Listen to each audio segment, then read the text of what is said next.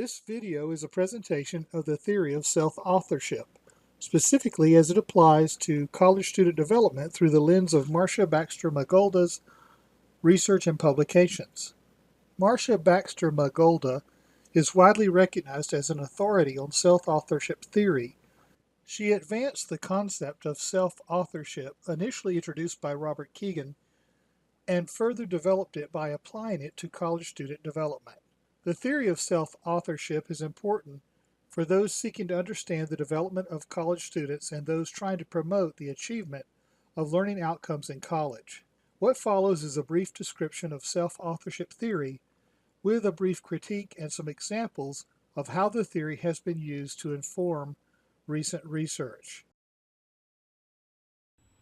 Okay, well, I mean taking internal and personal responsibility for how you feel, how you see yourself, and how you interact with other people.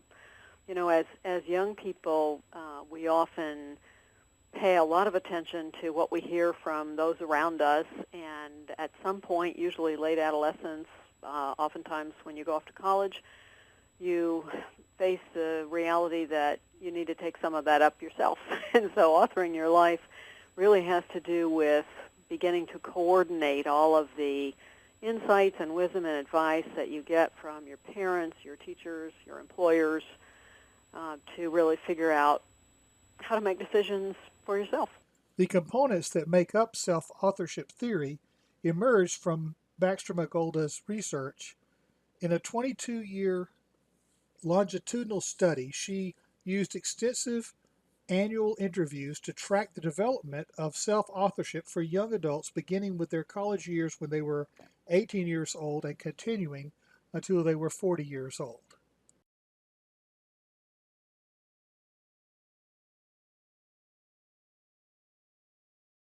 Well, the theory of self-authorship that's in this book is a combination of all the stories that the longitudinal participants have told over the last 20 years. There are three main phases that all of them reported experiencing. The first of those is following external formulas.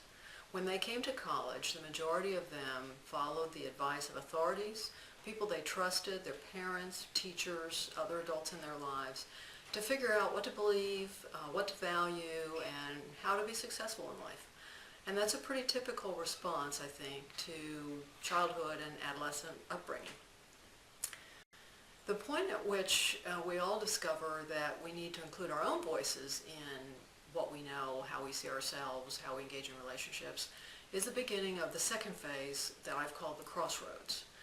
When participants encountered, sometimes in college, sometimes after, the need to develop their own perspectives, this began a period of exploration about what their internal values were. And this came from experiencing lack of success that came from following external others' expectations, or achieving that success and finding out that it wasn't fulfilling. So the crossroads is a time of tension between what others expect of you, what you want for yourself, and trying to really bring that internal voice to the foreground, trying to listen to it, cultivate it, and come to trust it. The third phase is self-authorship, and that is the point at which the internal voice has come forward, has been developed sufficiently to be a compass to guide us throughout our lives. Folks who develop self-authorship still paid close attention to external others' expectations and needs, but they balance those with their own internal expectations and needs, and thus they were better able to participate in authentic relationships. They were better able to make good decisions that worked for them and also worked for important others around them. I've come to the notion of learning partnerships. I think about those like riding a tandem bicycle. So the person on the front is the captain. That person directs the journey. The person on the back is called the stoker. That person pedals, provides fuel for the journey, and also provides some guidance from the back seat.